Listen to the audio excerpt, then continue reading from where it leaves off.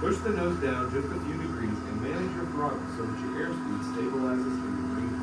Keep the wings level and remember to maintain a descent rate at 500 feet per minute on the VSI. Pick a landmark on the ground in front of you to fly toward in order to maintain your heading.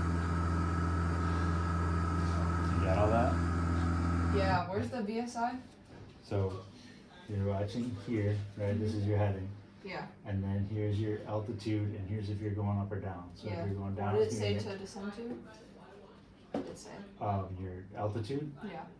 I think you just said maintain 3,000. Oh, okay. Right.